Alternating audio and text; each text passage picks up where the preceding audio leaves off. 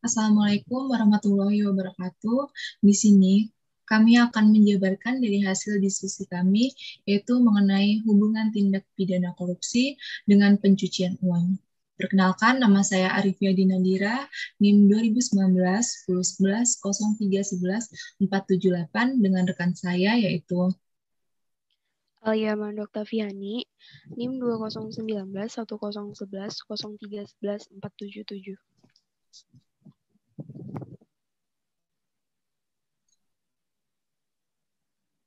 Kemudian di sini kami akan menjabarkan tentang tindak pidana korupsi. Adapun pengertian dari tindak pidana korupsi, yaitu yang secara yuridis, pengertian korupsi ini baik arti maupun jenisnya telah dirumuskan di dalam Undang-Undang Nomor 31 Tahun 1999 Jo. Nah, dalam pengertian yuridis, pengertian korupsi tidak hanya terbatas kepada perbuatan yang memenuhi rumusan delik dapat merugikan keuangan negara atau perekonomian negara, tetapi meliputi juga tentang perbuatan-perbuatan yang memenuhi rumusan delik, yang merugikan masyarakat atau orang perseorangan, dan rumusannya ini dapat dikelompokkan sebagai berikut. Yang pertama itu kelompok delik yang dapat merugikan keuangan negara atau perekonomian negara. Yang kedua, kelompok delik penyuapan. Nah, baik aktif yang menyuap maupun pasif yang disuap. Kemudian adapun subjek tindak pidana korupsi, yaitu subjek hukum pidana dalam tindak pidana korupsi dapat dilihat dalam rumusan pasal 1 butir 3 UU PTPK, yaitu merupakan orang perseorangan atau termasuk korporasi. Selanjutnya yaitu ada jenis-jenis perbuatan korupsi, di mana yang pertama yaitu ada perbuatan yang merugikan negara. Perbuatan yang merugikan negara ini dapat dibagi menjadi dua, yaitu mencari keuntungan dengan cara melawan hukum dan merugikan negara, serta menyalahgunakan jabatan untuk mencari keuntungan dan merugikan negara. Yang kedua yaitu suap menyuap. Jenis korupsi ini dibahas dalam Undang-Undang 20 tahun 2001 tentang pemberantasan tindak pidana korupsi, yang dimana suatu tindakan pemberian uang atau menerima uang atau hadiah yang dilakukan oleh pejabat pemerintah untuk melakukan atau tidak melakukan sesuatu yang bertentangan dengan kewajiban. Yang ketiga yaitu penyalahgunaan, di mana penyalahgunaan jabatan adalah seorang pejabat pemerintah yang dengan kekuasaan yang dimilikinya melakukan penggelapan laporan keuangan, menghilangkan barang bukti atau membiarkan orang lain menghancurkan barang bukti yang bertujuan untuk menguntungkan diri sendiri dengan jalan merugikan negara sebagaimana yang dirumuskan di dalam pasal 8 Undang-Undang 20 tahun 2001 tentang pemberantasan tindak pidana korupsi. Yang keempat yaitu ada pemerasan. Nah, pemerasan berdasarkan definisi dan dasar hukumnya, pemerasan dapat dibagi menjadi dua. Yang pertama yaitu pemerasan yang dilakukan oleh pejabat pemerintah kepada orang lain atau masyarakat. Dan yang kedua yaitu pemerasan yang dapat dilakukan oleh pegawai negeri kepada seseorang atau masyarakat dengan alasan uang atau pemberian ilegal itu bagian dari peraturan atau haknya, padahal kenyataannya tidak demikian.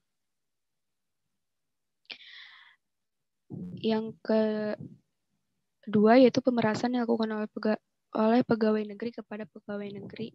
Jenis korupsi ini diatur dalam pasal 12 Undang-Undang 20 tahun 2001 tentang pemberantasan tindak pidana korupsi, di mana kecurangan ini dilakukan oleh rekanan TNI, Polri, pengawas rekanan TNI, yang melakukan kecurangan dalam penggandaan atau pemberian barang yang mengakibatkan kerugian bagi orang lain atau terhadap keuangan atau negara atau yang dapat membahayakan keselamatan negara pada saat perang. Dan yang terakhir, korupsi yang berhubungan dengan penggandaan, di mana penggandaan adalah kegiatan yang bertujuan untuk menghadirkan barang atau jasa yang dibutuhkan oleh suatu instansi atau perusahaan.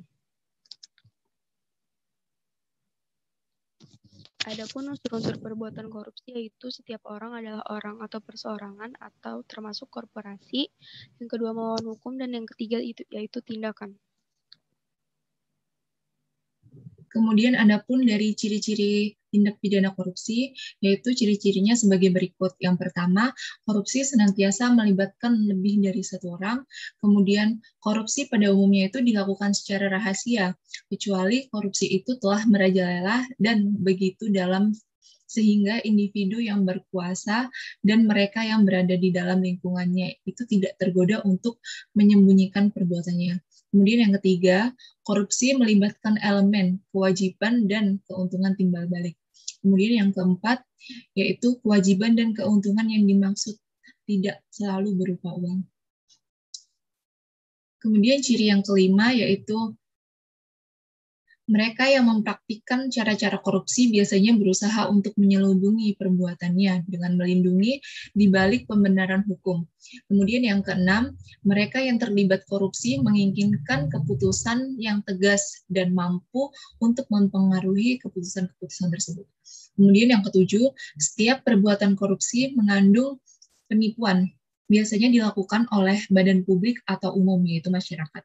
Kemudian yang terakhir, setiap tindakan korupsi ini suatu pengkhianatan kepercayaan. Selanjutnya, yaitu asas-asas hukum dalam tindak pidana korupsi. Secara hukum asas legalitas terdapat di dalam pasal 1 ayat 1 KUHP, di mana tiada suatu perbuatan dapat dipidana kecuali atas kekuatan aturan pidana dalam perundang-undangan yang telah ada sebelum perbuatan dilakukan. Asas-asas tindak pidana korupsi lain yang terdapat dalam Undang-Undang TPPU Nomor 8 Tahun 2010 yaitu yang pertama, asas presumption of guilty atau praduga bersalah pasal 35, di mana terdakwa tidak dapat membuktikan asal-usul harta kekayaan, maka terdakwa dapat dipersalahkan dengan tindak pidana pencucian uang. Yang kedua yaitu pasal 68 asas lex specialis yaitu Undang-Undang TPPU. Ini merupakan undang-undang khusus yang mengatur tentang pencucian uang yang mempunyai peraturan tersendiri, baik penyidikan, penuntutan, pemeriksaan, serta pelaksanaan putusan dilakukan sesuai dengan ketentuan peraturan perundang-undangan, kecuali ditentukan lain dalam perundang-undangan. Yang ketiga yaitu asas pembuktian terbalik, terdapat di dalam pasal 77 dan 78 ayat 1 dan ayat 2, di mana terdakwa harus membuktikan asal-usul dana atau harta kekayaan yang dimiliki untuk membuktikan kehalalan hartanya tersebut, tetapi melalui penetapan hakim. Jadi, yang diwajib membuktikan kebenaran asal-usul dana tersebut bukan jaksa penuntut umum, tapi terdakwa sendiri. Hal ini dilakukan untuk mempermudah proses persidangan dan dikhawatirkan ada apabila JPU yang membuktikan dakwaan alat bukti dihilangkan atau dirusakkan oleh terdakwa. Dan yang terakhir yaitu asas in absentia terdapat dalam pasal 79 ayat 1 yang dimana pemeriksaan dan penjatuhan putusan oleh tanpa kehadiran terdakwa. Jadi tidak ada penundaan sidang meskipun tidak dihadiri terdakwa, tetapi proses hukum atau persidangan tetap berlanjut. Selanjutnya yaitu contoh kasus dari tindak pidana korupsi. Di sini kami mengambil contoh kasus dari Samsul Nur Salim yang menjadi tersangka KPK. Kasus yang merugikan negara sebesar 4,58 triliun ini cukup menyita perhatian. Komisi Pemberantasan Korupsi KPK akhirnya menetapkan Samsul Nur Salim atau SYN dan Iji Nur Salim ITN sebagai tersangka dalam kasus bantuan likuiditas Bank Indonesia atau BLBI. KPK sendiri melakukan penyidikan sejak Agustus tahun 2018. Atas penyidikan itulah ditemukan bukti yang cukup. Keduanya melanggar pasal 2 ayat 1 tentang tindak pidana korupsi. Adapun konstruksi perkara awalnya diduga pada 21 September 1998 telah terjadi penandatanganan antara BPPN dan Samsul atas penyelesaian pengambil alihan pengelolaan Bank Dagang Nasional atau BDNI melalui Master Settlement Acquisition Agreement. Dikarenakan tersangka Sin juga sebagai pihak yang diperkaya 4,58 triliun dalam kasus korupsi ini, maka KPK akan memaksimalkan upaya aset recovery agar uang yang dikorupsi dapat kembali kepada masyarakat melalui mekanisme keuangan negara. Pada pengadilan tingkat pertama, ia diganjar kurungan 13 tahun penjara dengan denda 700 juta subsider 3 bulan kurungan. Sementara itu, pada tingkat banding ia dihukum 15 tahun dengan denda 1 miliar subsider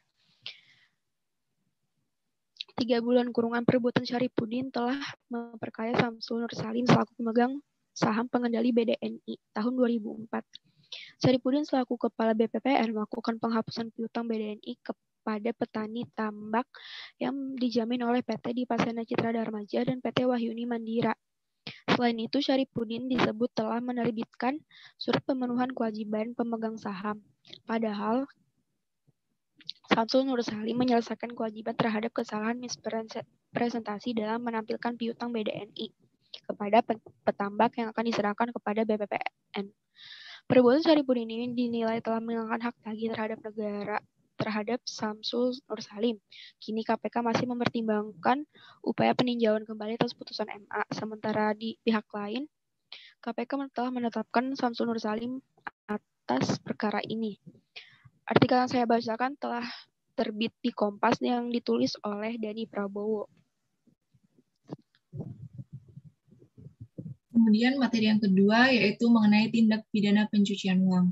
Di sini ada pun pengertian dari tindak pidana pencucian uang, yaitu yang secara populer itu dijelaskan bahwa aktivitas pencucian uang secara umum merupakan suatu perbuatan memindahkan, menggunakan, atau melakukan perbuatan lainnya atas hasil dari suatu tindak pidana yang kerap dilakukan oleh organization crime maupun individu yang melakukan tindakan korupsi, perdagangan narkotika, dan tindak pidana lainnya, dengan tujuan menyembunyikan atau mengaburkan asal-usul uang yang berasal dari hasil tindak pidana tersebut, sehingga dapat digunakan seolah-olah sebagai uang yang sah tanpa terdeteksi bahwa aset tersebut itu berasal dari kegiatan yang secara ilegal. Kemudian di sini ada pun objek dan tujuan dari pencucian uang tersebut. Nah, objek sendiri yaitu berupa uang kotor atau uang haram. Uang dapat menjadi kotor itu karena ada dua cara, yaitu yang pertama melalui pengelakan pajak, yang kedua itu memperoleh uang melalui cara yang melanggar hukum. Kemudian tujuan dari pencucian uang itu sendiri yang pertama yaitu menyembunyikan uang atau harta kekayaan yang diperoleh dari kejahatan. Nah, hal ini itu bertujuan agar uang atau kekayaan tersebut tidak dipermasalahkan secara hukum dan tidak disita oleh pihak yang berwajib. Kemudian yang kedua itu menghindari penyelidikan dan atau tuntutan hukum. Nah, pelaku kejahatan ini itu ingin melindungi atau menghindari tuntutan hukum dengan cara menjauhkan diri mereka sendiri dari uang atau harta kekayaannya, dengan misalkan menyimpan atas nama orang lain. Kemudian yang ketiga yaitu meningkatkan keuntungan. Nah, pelaku kejahatan ini bisa saja mempunyai beberapa usaha yang legal.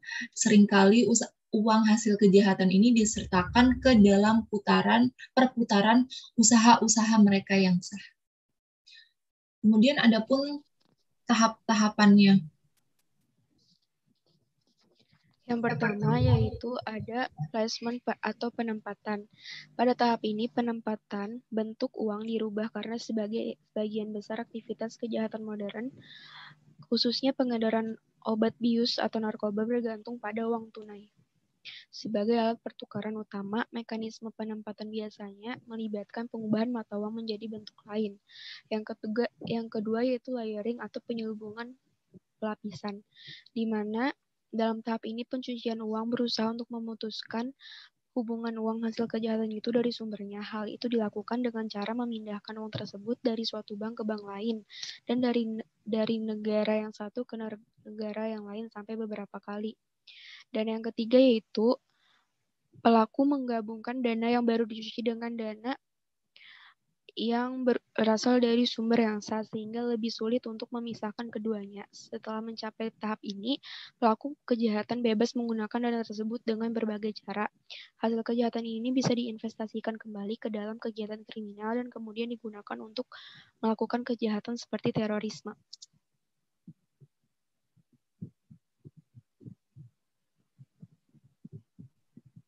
Kemudian di sini ada pun modus operandi dari tindak pidana pencucian uang, yaitu yang pertama melalui kerjasama modal. Nah, uang hasil kejahatan secara tunai ini dibawa ke luar negeri. Uang tersebut itu masuk kembali dalam bentuk kerjasama modal. Kemudian yang kedua itu melalui agunan kredit. Nah, uang ini diselundupkan ke luar negeri, lalu disimpan di bank negara tertentu yang prosedur perbankannya itu termasuk lunak. Kemudian yang ketiga, melalui perjalanan luar negeri. Nah, uang ini ditransfer ke luar negeri melalui bank asing yang berada di negaranya. Lalu uang tersebut itu dicairkan kembali dan dibawa kembali ke negara asalnya oleh orang tertentu, seolah-olah uang tersebut itu berasal dari luar negeri. Kemudian yang keempat, melalui penyamaran usaha dalam negeri. Dengan usaha ini, maka didirikanlah perusahaan samaran yang tidak dipermasalahkan apakah uang tersebut itu berhasil atau tidak. Tetapi kesannya uang tersebut itu menghasilkan uang bersih. Nah, kemudian yang kelima, melalui penyamaran perjudian. Uang ini didirikan usaha perjudian, tidak menjadi masalah apakah menang atau kalah, akan tetapi akan dibuat kesan menang sehingga asal-usul uang tersebut itu tidak ada alasannya. Kemudian yang keenam itu melalui penyamaran dokumen. Nah, di sini uang tersebut itu secara fisik tidak kemana-mana, tetapi keberadaannya ini didukung oleh berbagai dokumen palsu atau yang diadakan. Yang ketujuh yaitu melalui pinjaman luar negeri. Uang tunai ini dibawa ke luar negeri dengan berbagai cara. Lalu uang tersebut itu dimasukkan kembali sehingga pinjaman luar negeri. Jadi seakan-akan memberi kesan bahwa pelaku ini memperoleh bantuan dari luar negeri. Kemudian yang terakhir yaitu melalui rekayasa pinjaman luar negeri. Nah, uang ini juga tidak kemana-mana, tetapi kemudian dibuat suatu dokumen seakan-akan ada bantuan atau pinjaman luar negeri. Jadi pada kasus ini sama sekali tidak ada pihak memberi pinjaman. Yang ada hanya dokumen pinjaman yang kemungkinan besar adalah dokumen palsu.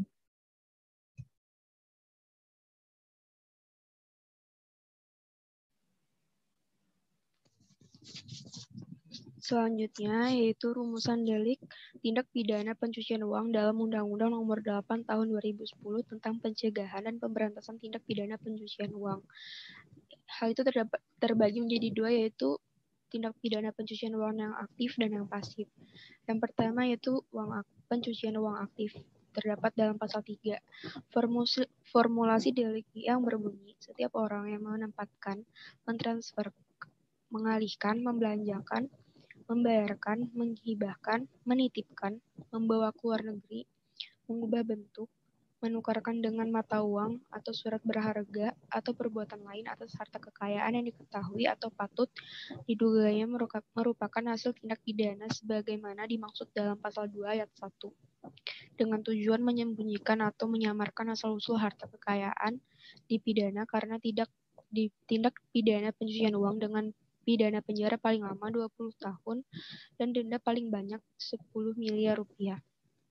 Adapun unsur-unsur pasalnya yaitu yang pertama ada setiap orang, yang kedua menempatkan, mentransfer, mengalihkan, membelanjakan, membayarkan, menghibahkan, menitipkan, membawa keluar negeri, mengubah bentuk, menukarkan dengan mata uang atau surat berharga atau perbuatan lain. Yang ketiga harta kekayaan, dan yang keempat yaitu diketahuinya atau patut diduganya merupakan hasil tindak pidana sebagai mana dimaksud dalam pasal 2 ayat 1 dengan tujuan menyembunyikan atau menyamarkan asal-usul harta kekayaan. Adapun ancaman pidana ini menggunakan sistem maksimum dan ancamannya sangat tinggi, yaitu maksimum pidana badan berupa pidana penjara yaitu selama 20 tahun. Selain itu juga denda 10 miliar rupiah.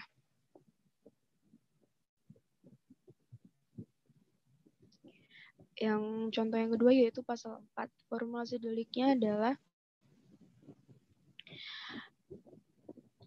Setiap orang yang menyembunyikan atau menyamarkan asal-usul, sumber lokasi, peruntukan, pengalihan hak-hak atau kepemilikan yang sebenarnya atas harta kekayaan yang diketahuinya atau patut diduganya merupakan hasil tindak pidana sebagaimana dimaksud pada pasal 2 ayat 1 dipidana karena tindak pidana pencucian uang dengan pidana penjara paling lama 20 tahun serta denda 5 miliar rupiah. Adapun unsur-unsur pasalnya yaitu setiap orang yang menyembunyikan atau menyamarkan asal-usul, sumber, lokasi, peruntukan, pengalihan hak-hak atau kepemilikan yang sebenarnya atas harta kekayaan dan yang diketahuinya atau patut diduganya merupakan hasil tindak pidana sebagaimana dimaksud dalam pasal 2 ayat 1. Adapun ancaman pidananya yaitu ancaman ini tidak berdasarkan pasal 4 ini sangat tinggi. Untuk pidana badan menggunakan ancaman maksimal 20 tahun sama dengan ancaman pasal 3 sedangkan denda 5 miliar yaitu lebih rendah dari ancaman denda pada pasal 3.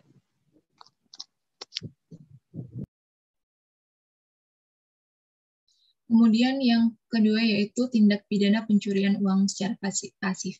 Nah, UU PP TPPU selain mengeformulasikan tindak pidana pencucian uang aktif, yaitu sebagaimana diatur dalam pasal 3 dan 4, juga memformulasikan tindak pidana pencucian uang pasif yang terdapat dalam pasal 5. Nah, formulasi delik sendiri ini berbunyi, setiap orang yang menerima atau menguasai penempatan, pentransferan, pembayaran, hibah, sumbangan, penitipan, penukaran, atau menggunakan harta kekayaan yang diketahuinya atau patut diduganya merupakan hasil tindak pidana sebagaimana dimaksud dalam pasal 2 ayat 1, yaitu dipidana dengan pidana penjara paling lama 5 tahun dan denda paling banyak 1 miliar. Kemudian di ayat 2, ketentuan sebagaimana dimaksud pada ayat 1 tidak berlaku bagi pihak pelapor yang melaksanakan kewajiban pelaporan sebagaimana diatur dalam undang-undang ini. Kemudian adapun unsur-unsur pasal tersebut yaitu yang pertama itu adanya unsur setiap orang, kemudian unsur menerima atau menguasai penempatan, pentransferan, pembayaran, hibah, sumbangan, penitipan, penukaran, atau menggunakan. Kemudian unsur yang ketiga yaitu adanya harta kekayaan. Yang keempat, yang diketahuinya atau patut diduganya merupakan hasil tindak pidana sebagaimana dimaksud dalam pasal 2 ayat 1. Kemudian di sini ada pun ancaman pidananya. Nah, ancaman pidananya ini sebagaimana tercantum dalam pasal 5 ayat 1 menggunakan sistem maksimal dengan ancaman pidana berupa penjara selama 5 tahun dan denda paling banyak 1 miliar rupiah. Kemudian di sini ada pun contoh kasusnya tentang pencucian uang. Buronan kasus pencucian uang narkoba ini akhirnya ditangkap di daerah Padang. Nah, pelarian buronan kasus ini itu pencucian uang narkotika bernama Rudi Arsa yang berumur 46 tahun. Akhirnya ini ditangkap di kawasan Pasar Ambacang di daerah Padang pada pukul 16 WIB. Ia tidak berkutik ketika disegap oleh Kejaksaan Agung Republik Indonesia. Nah, tim Kejagung berkoordinasi dengan Kejati Sumber telah menangkap buronan ini yang terjerat dalam kasus pencucian uang untuk kasus narkoba di daerah Jambi. Buronan ini tuh ditangkap tim kejaksaan tanpa perlawanan sama sekali di sebuah kontrakannya di Ambacang. Nah, usai ditangkap, yang bersangkutan ini langsung dibawa ke sel tahanan Kejari Padang di Jalan Gajah Mada sekitar pukul 18 WIB. Rudi Arsa ini adalah terdakwa kasus tindak pidana pencucian uang atau TPPU narkotika di daerah Jambi, yaitu kabur seusai menjalani persidangan di Pengadilan Negeri Jambi pada tanggal 20 Januari 2020. Nah, sementara untuk kasus penyalahgunaan narkoba ini adalah jenis sabu-sabu. Kemudian ia dijatuhkan hukuman 10 tahun penjara dan denda berupa 1 miliar subsidi 4 bulan. Rudi Arsa ini terbilang licin untuk menghilangkan jejaknya dengan berpindah-pindah tempat di 3 provinsi, yaitu Jambi, Riau, dan Sumatera Barat. Namun, akhirnya setelah sebulan menjadi buronan, akhirnya Rudi ini berakhir ditangkap di daerah Padang.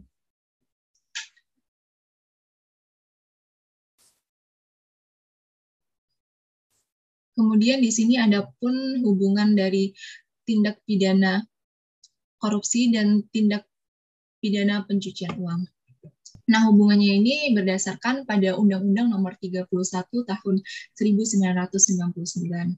Korupsi ini adalah tindakan setiap orang yang secara melawan hukum melakukan perbuatan memperkaya diri sendiri atau orang lain atau suatu korporasi yang dapat merugikan keuangan negara atau perekonomian negara.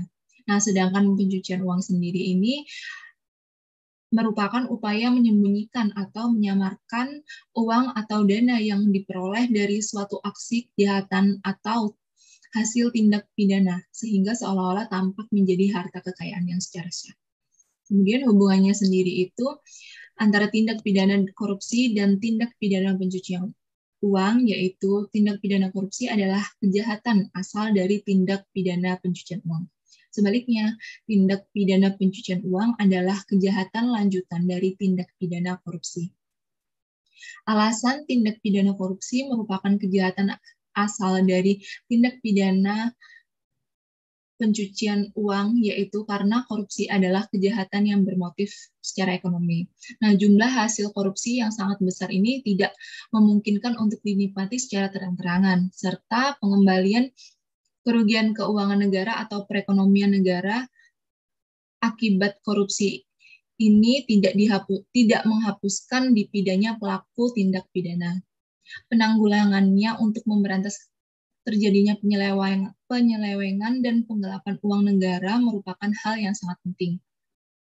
Urgensinya penanggulangan tindak pidana pencucian uang pada kasus korupsi diantaranya untuk mengambil kembali aset-aset atau hak-hak masyarakat yang telah diambil oleh koruptor, serta karena pencucian uang hasil korupsi sudah menjadi kejahatan transnasional yang secara terorganisasi. Sehingga kasus tindak pidana korupsi ini sangat erat kaitannya dengan dugaan pelanggaran pasal pencucian uang. Sekian penjabaran dari kami tentang hubungan tindak pidana korupsi dan pencucian uang. Salah hilap mohon maaf. Sebelum itu kami akan menyampaikan pantun, yaitu Pak Robi pulang ke rumah, rumah Pak Robi besar dan elegan. Ucapan kita mungkin ada salah dan kita mohon untuk dimaafkan. Assalamualaikum warahmatullahi wabarakatuh.